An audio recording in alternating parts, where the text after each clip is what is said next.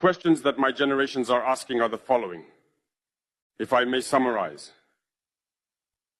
It is not understanding how Africa, with so many riches on our soil, with a generous nature of water, abundant sunshine. Africa is today the poorest continent. Africa is a hungry continent.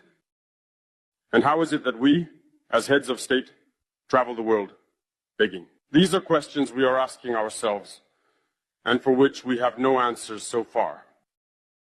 We have the opportunity to forge new relationships, and I hope these relationships can be the best to provide a better future for our peoples. My generation also asks me to say that due to this poverty, they are forced to cross the ocean to try to reach Europe. They die in the ocean, but soon they will not cross because they will come to our palaces to seek their daily sustenance.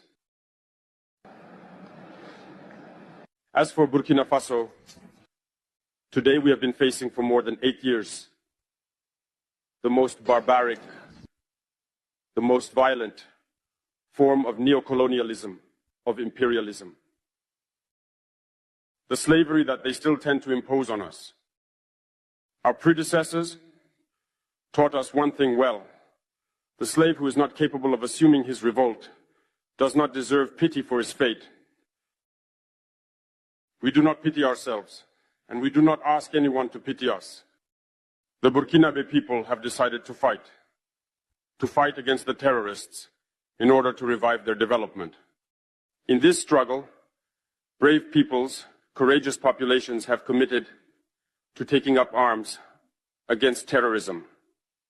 Those whom we have affectionately called the VDP, the volunteers.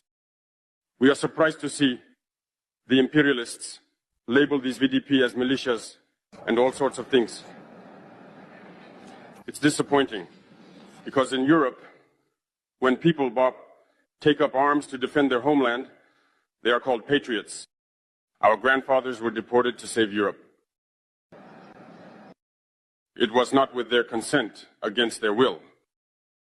And well, upon their return, we remember well that in Traoré, when they wanted to claim their basic rights, they were massacred.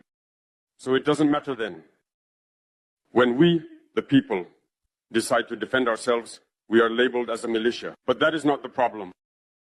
The problem is seeing African heads of state who bring nothing to these people who are fighting, but who sing the same tune as the imperialists by labeling us as a militia, by calling us people who do not respect human rights.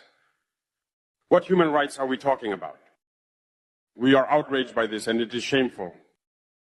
We, African heads of state, must stop behaving like puppets that dance every time the imperialists pull the strings. Yesterday, President Vladimir Putin announced the sending of grains to Africa. We are very pleased. We thank him for that. But also, it is a message sent to our African heads of state, because at the next forum, we should not come here without having ensured for those who do not know war, the food self-sufficiency of our peoples. We must learn from the experience of those who have already achieved this in Africa, build good relationships here, and foster better relations with the Russian Federation to meet the needs of our populations. I may not be long, the allotted time is very short.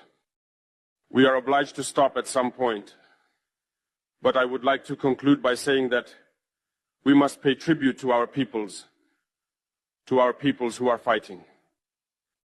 The questions that my generations are asking are the following.